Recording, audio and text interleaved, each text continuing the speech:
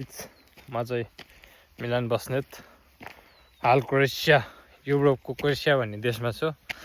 र अलि बेकार ठाउँमा छ मेरो चाहिँ काम किनभने म स्काइवेटर चलाउने मान्छे हो यो कन्स्ट्रक्सनको कामहरू अलि बेकारै ठाउँमा हुन्छ त्यही माथि पनि हाम्रो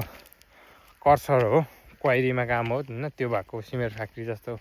कम्पनीमा काम हो त्यो भएको हुनाले झन् अब अलिकति सहर बजारमा काम हुन्छ भन्ने त त्यो असम्भवको कुरा हो हैन सहर बजारतिर काम हुने भनेको चाहिँ तपाईको फ्याक्ट्रीहरू हैन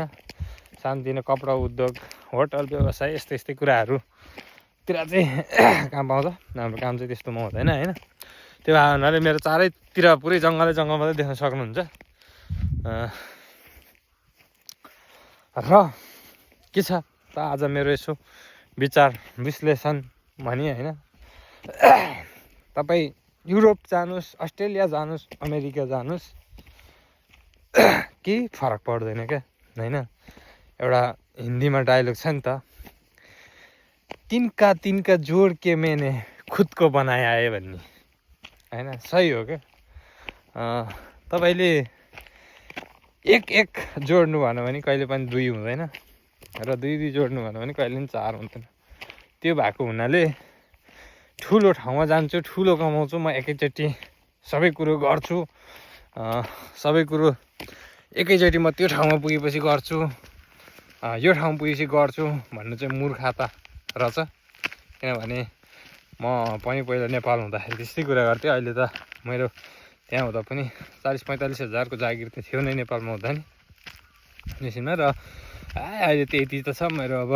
20 हजार लाग्दैछ म विदेश गइसकेपछि त झ्याम बचाइहाल्छ नि भन्ने हुन्थ्यो क्या तर हुँदैन क्या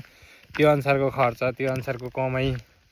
यहाँ आएर कमाइ गर्दा पनि त्यही अनुसारको नि खर्च हुन्छ क्या हैन र यो कुरा चाहिँ हामीले जति चाँडो सिकौँ त्यति नै हाम्रो फाइनान्सियल चाहिँ ग्रो हुन्छ त्यो भएको हुनाले हरेक कुरा चाहे तपाईँ आफ्नो एक्टिभिटिज आफ्नो जिम आफ्नो शरीरलाई स्वस्थ राख्ने कुरामा होस् या खाना कस्तो खाने भन्ने कुरामा होस् हैन जेसुकै कुरामा पनि आजलाई म यो खाइदिन्छु भोलिबाट खाँदिनँ भन्ने टाइपको कुरा गर्नु भनेको चाहिँ त्यो सकिनु हो भोलि कहिले पनि आउँदैन जे गर्नु छ आज र अहिलेबाट गर्नुहोस् भन्ने कुरालाई चाहिँ हामीले प्राथमिकता दिनै पर्ने रहेछ र दिँदै गयो भने बिस्तारै